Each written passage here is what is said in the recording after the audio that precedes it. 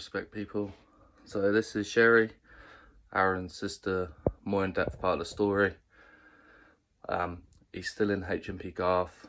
He is one of the longest serving IPP prisoners. Sorry about the first part, it was very bad editing, but that's just me. So this one's more in-depth. His parole is 2022, and obviously we're 2022 tomorrow. He's well over tariff. He served his time. Here's a bit more detail, like the work he's done.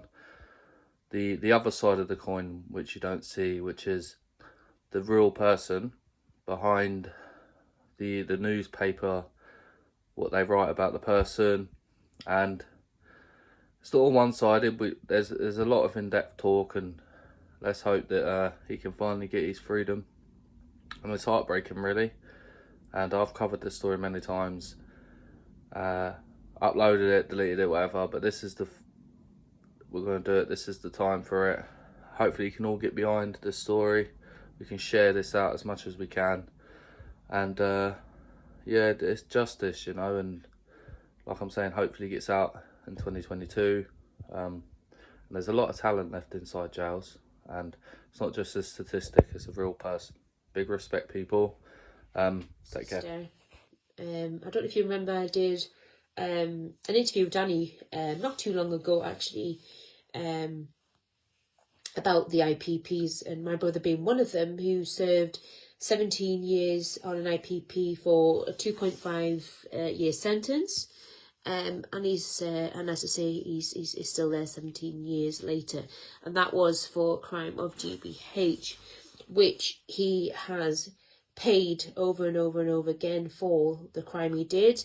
He's full of remorse for what he did, and he's changed as a person because of it, after all the time he's done and all the experience he's had doing that time. So yes, he is full of remorse for his victims. He's done his time for paying for what he did, and that was GBH. So we'll move on from there. For those who don't understand, he has been punished like many others, and subsequently still being punished. But it goes beyond being punished, because now mentally he's being punished for something, and it's starting to ruin him and many others as people, because they are humans. And I need to mention while I'm on that there has now been, since 2005, when the sentence got brought out, my brother being one of them, to get that sentence, because everybody got that slapped on the wrists, regardless if they pinched a bike or anything at the time. But then it was abolished in 2012. So I thought I would give you that information. But since then, there has been 71 people that have taken their life. Now, the latest person to take their own life was just yesterday, sadly. That was a young person who I believe did 10 years over his tariff, that took his own life because he failed to cope with not knowing what was going to happen with his life, not knowing when he was going to come home to his family, not knowing when he was going to see his family, when he was going to have a normal life, just not knowing. The biggest torture in the world is just not knowing, and having absolutely no power and no control, and locked up 22 hours of your day. Every mortal thing that you do is controlled. Now, when we look at the pandemic, which we're still having at the moment, we have a little bit more freedom than we did.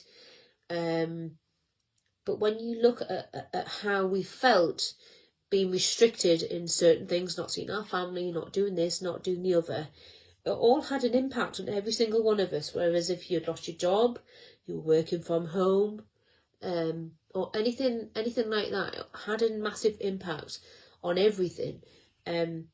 They have that day in, day out, and that's all they know. So the mental health seems to decline than we did. But when you look at how we felt being restricted in certain things, not seeing our family, not doing this, not doing the other, it all had an impact on every single one of us. Whereas if you had lost your job, you were working from home, or anything like that, it had a massive impact on everything. They have that day in, day out, and that's all they know. So the mental health seems to decline, and it declines because of the mental anguish. So they kind of go into a depression.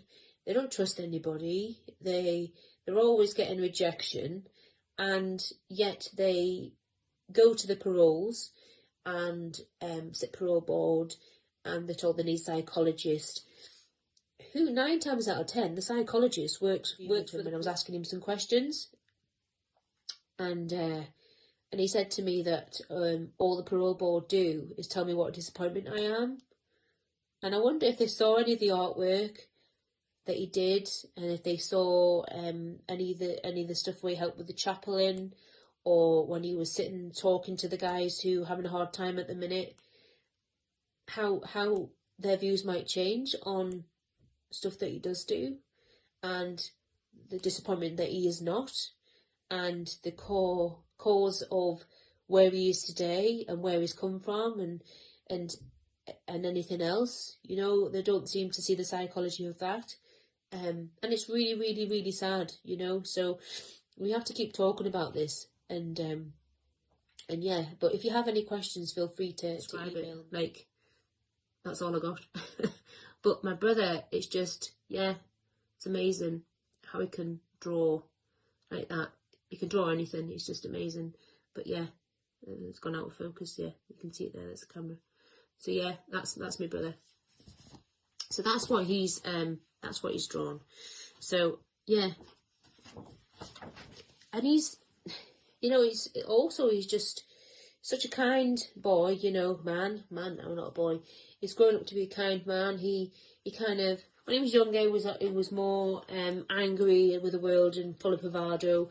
In the last 5 years, he's done absolutely amazing, and amazing in the fact that, obviously, I'm really proud of him, and I've been there for the peaks and the troughs, because I know how hard I'm talking about, and do the things that he loves because he's losing a little bit hot, but on a good day. But this is what he drew recently. Now, this is a young lad who's 41 years old, who's got immense talent, who should be home with his family, who is a good engineer, he's a good artist, he's good musically talented. He's got a family who can live with, that he can have his own accommodation. His family will give him work, so he's kind of you know, he hasn't got to rely on the government, the state, we can give him work and a job and a home, and most importantly, we can be we're a close family, so we can be a strong, massive part of his rehabilitation, which is more important than anything. So that is my brother's artwork there. So this is him here.